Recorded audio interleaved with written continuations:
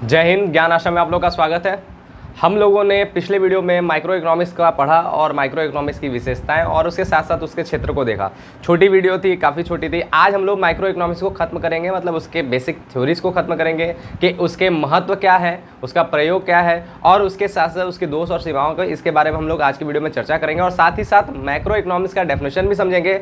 और आप लोगों को बुक में माइक्रो और मैक्रो के बीच में डिफरेंस दिया होगा, उसको जरूर याद कीजिएगा क्योंकि बोर्ड में बहुत इंपॉर्टेंट है। जब आप आशय समझ लिए, दोनों के बारे में अच्छे तरीके से डिटेल समझ लिए, तो उसके बाद अंतर करना बड़ा इजी हो जाता है। इसलिए अंतर आप लोग जो है अपने अपने किताबों से पढ़ लीजिए। 4 से 5 अंतर याद करना है क्योंकि बोर्ड में जो है 5 से 6 मतलब याद कीजिएगा, क्योंकि बोर्ड में ये जो है लघु में भी आ सकता है और जो है शॉर्ट में भी आ सकता है, मतलब वेरी शॉर्ट में भी आ सकता है, अति लघु में भी आ सकता है। इसलिए जो है आप लोग अच्छे तरीके से याद कर लीजिएगा, ठीक है। तो वीडियो को स्टार्ट करने से पहले हम आपसे यही बोलना चाहेंगे कि चैनल पर अगर आप लोग पहली बार आए हैं तो चैनल को सब्सक्राइब कर लीजिए, बेल आइकन पर क्लिक कर नोटिफिकेशन को ऑल पर सेट कर लीजिएगा। और इसके साथ साथ हमारे व्हाट्सअप चैनल का QR कोड यहाँ पर दिया है, उसको स्कैन करके जो है आप व्हाट्सअप चैनल को भी ज्वाइन कर लीजिए, क्योंकि वहीं पर आपको लाइन बाय लाइन सारी वीडियोस की लिंक टाइम टू टाइम मिलती रहती है। और इसके साथ साथ आपका जो है जो भी चैनल से संबंधित सूचनाएं वगैरह वो वहाँ पे मिलेगा। और यदि आप हमारे चैनल से ही अकाउंटेंसी पढ़ रहे हैं, जो बहुत ही अच्छा चल रहा है, बहुत ही बढ़िया तरीके से समझाया जा रहा है, अगर आप हमारे चैनल से अकाउंटेंसी पढ़ रहे हैं तो उसके होमवर्क्स, उसके PDF आपको टेलीग्राम चैनल पर मिलेंगे। तो टेलीग्राम चैनल का लिंक आपको डिस्क्रिप्शन में मिलेगा, वहाँ से जो है आप टेलीग्राम चैनल को भी जरूर ज्वाइन कर लेंगे, ठीक है। तो चलिए आज की वीडियो को हम लोग जो है स्टार्ट करते हैं। हम लोगों ने देख लिया था कि हमारा जो व्यष्टि अर्थशास्त्र है वो क्या होता है। अब समझ तो लिया कि क्या होता है, अब ये जानना है कि उसका महत्व क्या है, क्यों उसका अध्ययन करते हैं और उसके साथ उसका प्रयोग क्यों करते हैं। तो देखिए, होता ये था कि पहले प्राचीन समय में अर्थशास्त्र जो है उसे एक बड़ा विस्तृत रूप से ही पढ़ा जाता है, छोटे रूप में उसको नहीं पढ़ा जाता, क्योंकि माना जाता था कि अर्थशास्त्र एक बड़ा जो है बड़े लेवल पे ही प्रभाव डालता है, छोटे लेवल पे नहीं प्रभाव डालता है, ठीक है। लेकिन धीरे धीरे जब समस्याएं जन्म लेने लगे हैं कि बड़े लेवल पर तो सब चीज़ें अच्छे तरीके से चल रहा है, लेकिन छोटे लेवल पर परेशानियाँ होती रहती थी, ठीक है। यानी राज्य में जो है बड़ी खुशहाली थी, लेकिन कुछ राज्य के कुछ लोगों में जो है बड़ा जो है दरिद्रता रहता था, बड़ा परेशानियाँ रहता था।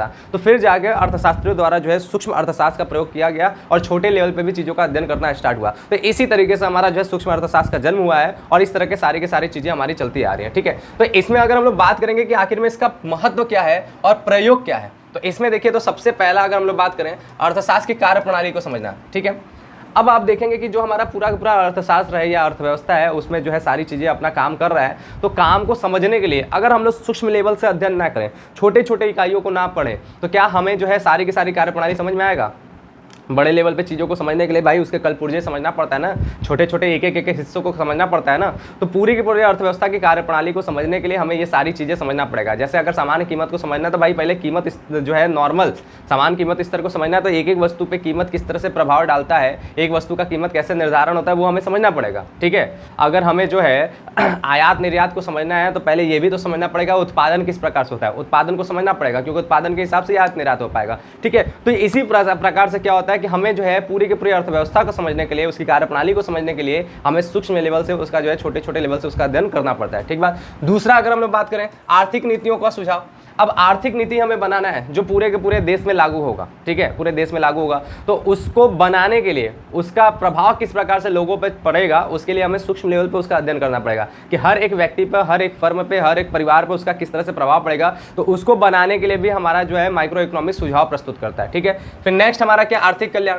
अगर हमें आर्थिक कल्याण करना है अपने देश का, अपने राज्य का, अगर हमें कल्याण चाहिए, अगर हमें पूरी तरह से उसका आर्थिक कल्याण करना है, तो उसके लिए भी हमें क्या होता है, माइक्रो इकोनॉमिक्स पढ़ना पड़ेगा, क्योंकि माइक्रो इकोनॉमिक्स से छोटी छोटी समस्याओं का से आपको जो है अवगत कराता है, उस समस्याओं को दूर करने का जो है तरीका बताता है, ठीक है। तो आर्थिक कल्याण के लिए भी हमें जो है इसका अध्ययन करना पड़ेगा। फिर इसके बाद क्या है, फिर इसके बाद प्रबंध संबंधी निर्णय, ठीक है।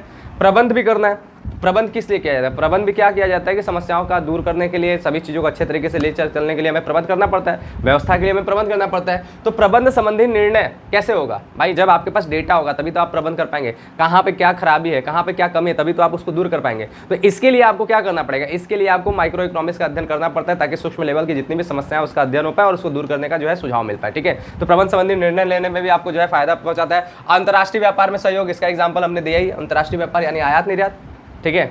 वस्तु को बेचना है और वस्तु को मंगाना है, यही सारी चीज़ें, ठीक है। तो ये हमारा अंतर्राष्ट्रीय जो व्यापार होता है उसमें भी ये सहायता प्रदान करता है, क्योंकि हमें पता चलता है कि हमारी जो प्रत्येक एक वस्तु जो है उसकी लागत क्या है, ठीक है। लागत का अध्ययन हम क्या करते हैं इसमें, ठीक है। उस लागत के हिसाब से हम उस वस्तु की कीमत निर्धारण करते हैं, और जैसी वो कीमत हो तो उसी के हिसाब से उसे जो है इंटरनेशनल मार्केट में जो है बेचा जाता है। और कैसे हम इंटरनेशनल मार्केट में अपना जो है ख्याति बढ़ाएं, कैसे क्वालिटी बढ़ाए, कैसे कैसे क्या क्या चीज़ें करना है वस्तु के ऊपर, ये सारी चीज़ें आपको सूक्ष्म लेवल पे जाकर के अध्ययन करने की आवश्यकता पड़ता है, तभी जाके बड़े लेवल पे उसका असर होता है। तो इसलिए इसके लिए भी हमें जो है माइक्रो इकोनॉमिक्स बहुत ज़्यादा हेल्प करता है, तो उसका भी हमें जो है अध्ययन करना पड़ता है। फिर उसके बाद क्या है, राजस्व में उपयोग। राजस्व, जितनी राजस्व की नीति होती है यानी सरकार की कर संबंधी नीतियाँ, ठीक है, सरकार का आय जो कर के माध्यम से, राजस्व के माध्यम से आता है, सरकार का व्यय, ठीक है, इन सभी चीज़ों के बीच में भी जो तालमेल है, इन सभी चीज़ों के बीच में भी जो सारी की सारी चीज़ें, वो हमारा माइक्रो इकोनॉमिक्स के माध्यम से आता है। क्योंकि माइक्रो इकोनॉमिक्स में हम व्यक्ति का आय के बारे में अध्ययन करते हैं, और व्यक्ति की जिस तरह से आय होगा उसी तरह से व्यक्ति के ऊपर जो है करारोपण हो सकता है, ठीक है। तो राजस्व में भी इसका जो है काफ़ी व्यापक प्रयोग है, इसलिए इसका अध्ययन करना पड़ता है। और उसके बाद क्या है, व्यक्तिगत इकाइयों के आर्थिक निर्णय में सहायक। तो भाई ये तो सीधी सीधी इसमें सहायक होगा, व्यक्तिगत इकाइयों का पूरा अध्ययन ही इसके अंतर्गत होता है। तो जाहिर सी बात है उसके जितनी भी आर्थिक समस्याएं हैं, उसके लिए जितने भी आर्थिक निर्णय हैं, वो इसी इकोनॉमिक्स को पढ़ करके हम लोग क्या कर सकते हैं, बात समझे। तो इन सभी चीज़ों के लिए हमारा क्या होता है, व्यष्टि अर्थशास्त्र का महत्व है और प्रयोग है, ठीक बात। नेक्स्ट हमारा जो बात है, इसमें हम लोग देखेंगे कि हमारा जो है ये व्यष्टि अर्थशास्त्र, इसके क्या दोष और क्या सीमाएं हैं। तो भाई दोष भी है, हर सिक्के के दो पहलू हैं, ठीक है। हर चीज़ में आपको अच्छाई भी दिखेगा, बुराई भी दिखेगा। आपका नज़र किस चीज़ को ढूंढता है ये उस पर डिपेंड करता है, ठीक है। और जब हम लोग क्या करते हैं, किसी भी चीज़ को पढ़ते हैं तो हमें जो है, या किसी चीज़ का एनालाइज करते हैं, किसी चीज़ को समझते हैं, तो उसे हमें अच्छाई भी देखना पड़ता है, उसकी बुराई भी देखना पड़ता है, तब जाकर उसके बारे में एक थॉट पता चलता है। तो फिलहाल हम लोग इकोनॉमिक्स को पूरी तरह समझ रहे हैं, साथ माइक्रो इकोनॉमिक्स को अच्छे तरीके से समझ रहे हैं, तो उसको अच्छे तरीके से पढ़ने के लिए, अच्छे तरीके से अध्ययन करने के लिए उसके हम लोग महत्व भी देख लिया कि क्यों उसका प्रयोग किया जाता है। और अब हम लोग उसके दोष भी देखेंगे और उसकी सीमाएं देखेंगे, ताकि उसके हिसाब से ही अध्ययन सारी चीज़ें हो पाता है, ठीक है। तो सबसे पहला दोष देखा जाए, तो दोष देखा जाए तो क्या करता है, अर्थव्यवस्था का अधूरा चित्र।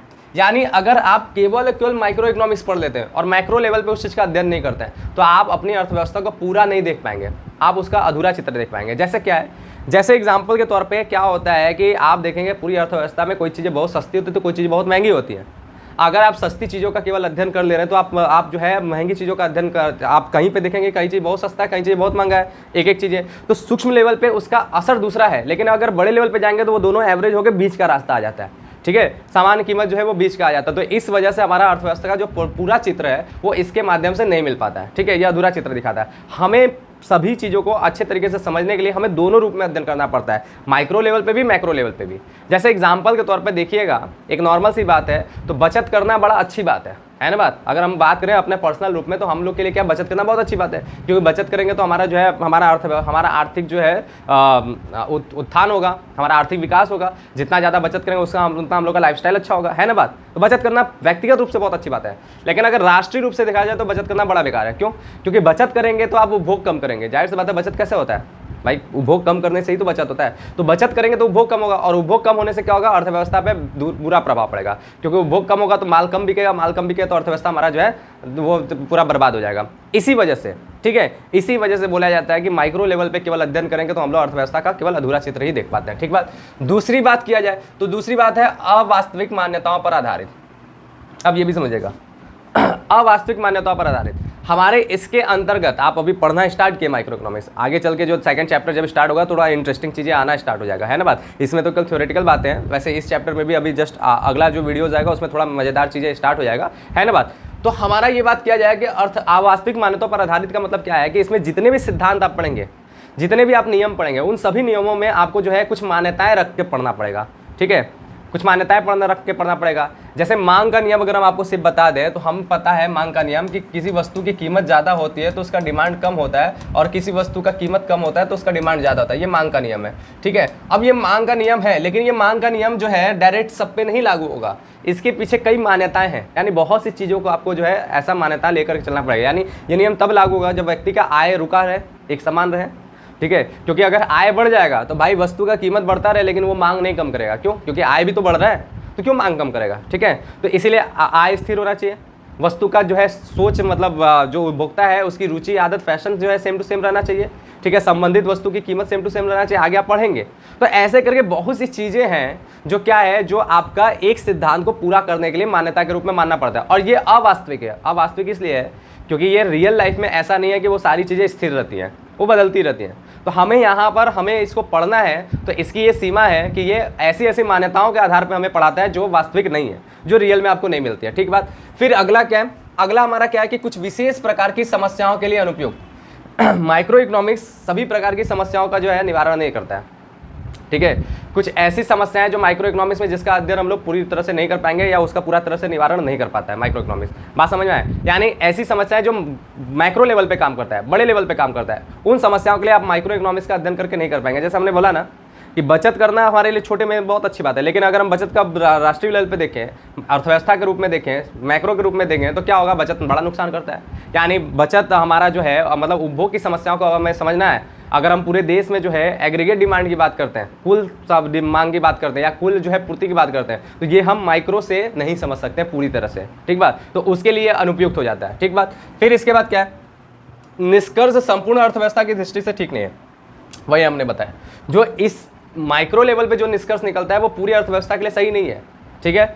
छोटे लेवल पे आप जो चीज़ें दिख रहे हैं, जो चीज़ें आपको निष्कर्ष के तौर पे पता चल रहा है, जैसे हमने बचत का एग्जांपल दिया, बार बार वही लेके चल रहे हैं क्योंकि अभी आप लोग इसमें पढ़ना स्टार्ट किया, अभी बहुत सी चीज़ें आगे मिलता रहेगा, ठीक है। अगर आप बचत लेवल पे देख रहे हो तो बचत छोटे लेवल पर तो बड़ा अच्छा है, लेकिन संपूर्ण अर्थव्यवस्था के लिए बड़ा नुकसानदायक है ना, बड़ी बेकार है। तो इसीलिए जो इसका निष्कर्ष है वो क्या होता है? वो संपूर्ण अर्थव्यवस्था के रूप से सही नहीं बैठता है, माइक्रो लेवल पे भले ही सही हो। तो ये सब क्या है? ये सब इसकी दोष हैं या सीमाएं हैं, ठीक है। इसी वजह से जो है इसका जो है हम लोगों को जो भी अर्थशास्त्र पढ़ना चाहता है, समझना चाहता है, उसे क्या है? उसे माइक्रो भी पढ़ना पड़ता है, मैक्रो भी पढ़ना रहता है, ताकि दोनों रूप में उसका अध्ययन किया जा सके, पूरी अर्थव्यवस्था को, अर्थ जगत को अच्छे तरीके से समझा जा सके। ठीक बात, क्लियर है? तो ये हमारा जो है माइक्रो इकोनॉमिक्स को हम लोग ने जाना। अब बात करते हैं मैक्रो इकोनॉमिक्स यानी समष्टि अर्थशास्त्र। समष्टि अर्थशास्त्र जो है, अर्थव्यवस्था यहाँ पे लिखा गया, अर्थशास्त्र होगा, ठीक है। समष्टि अर्थशास्त्र, समष्टि अर्थशास्त्र जो है वो क्या होता है उसको समझिएगा। तो समष्टि अर्थशास्त्र का इंग्लिश में आपको पता है कि मैक्रो इकोनॉमिक्स। अब जो ये मैक्रो वर्ड है इंग्लिश का, ये भी क्या है? ये भी ग्रीक भाषा से उठाया गया था, ठीक है। तो देखिए मैक्रो शब्द ग्रीक भाषा के मैक्रोस शब्द से उठाया गया। मैक्रोस का स्पेलिंग क्या होगा? MACROS, ठीक है। मैक्रोस शब्द से बना है, ठीक है, जिसका अर्थ बड़ा होता है। जैसे माइक्रो का अर्थ छोटा था, ग्रीक भाषा में मिक्रोज था, माइक्रोस था, या फिर बोल लीजिए उसका अर्थ छोटा होता है, उसी तरह मैक्रोज शब्द का अर्थ क्या है? बड़ा।